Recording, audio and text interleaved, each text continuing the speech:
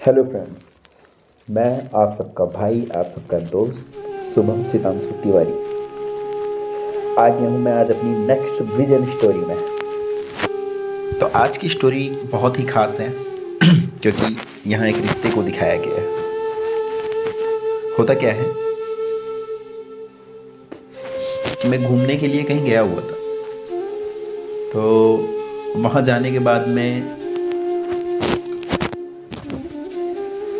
एक घर होता है जहाँ मैं रुक जाता हूँ गांव में।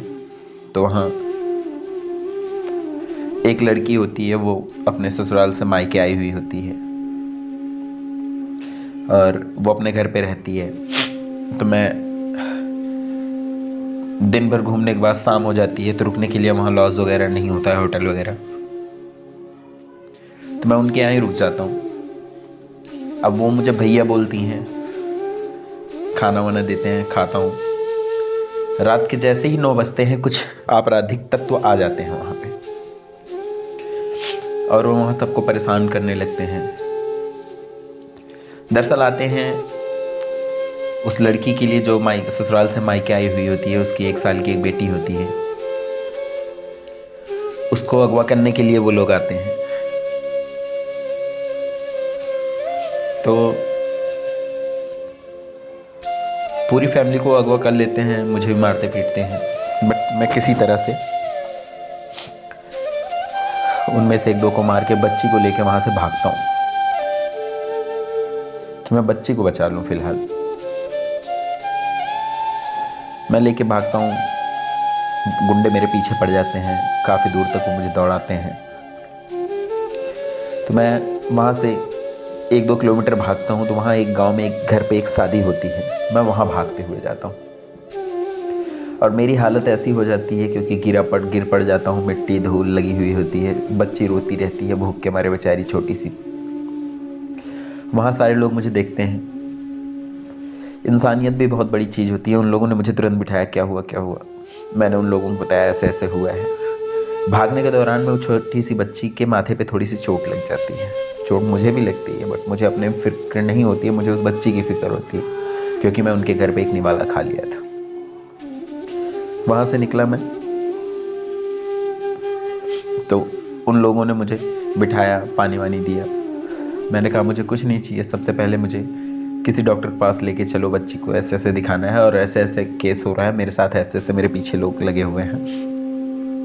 एक भैया होते हैं, तो एक बर्फ़ का टीला होता है, कैरेट जिसे बोलते हैं, उस पर मैं उनको बिठाता हूँ बच्ची को लेके। मैंने कहा मैं खींच दूंगा, आप बैठ जाओ प्लीज़, लेके चलो मुझे वहाँ तक। इलाज के लिए लेके जाता हूँ। हॉस्पिटल में पहुँचता हूँ तो वहाँ नर्स ट्रीटमेंट कर रही होती है। तब तक उधर से गुंडे फिर से मुझे देख लेते हैं। मैं उस बच्ची को और उन भैया को वहाँ छोड़ के वहाँ से फिर भागने की कोशिश करता हूँ। भागते भागते मैं अपने गांव की तरफ भागता हूँ। वहाँ पहुँचने के बाद मेरे 1-2 दोस्त मिल जाते हैं,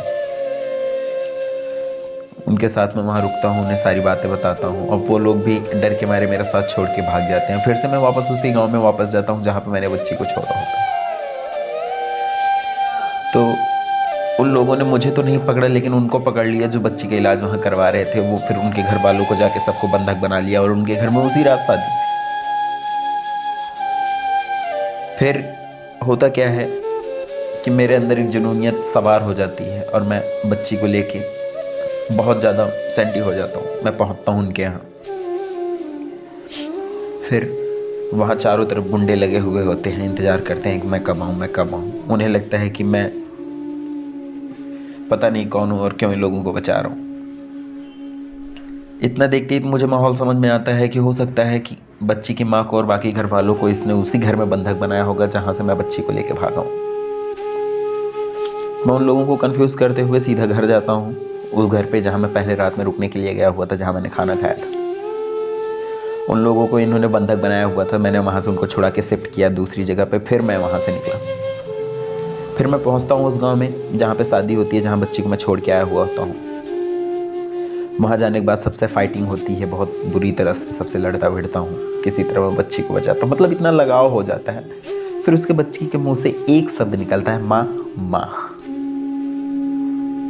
तो मुझे समझ में आता है कि वो अपनी माँ को बुला रही है, लेकिन फिर वहाँ कहते हैं नहीं भैया ये आपको माँ माँ कह रही है।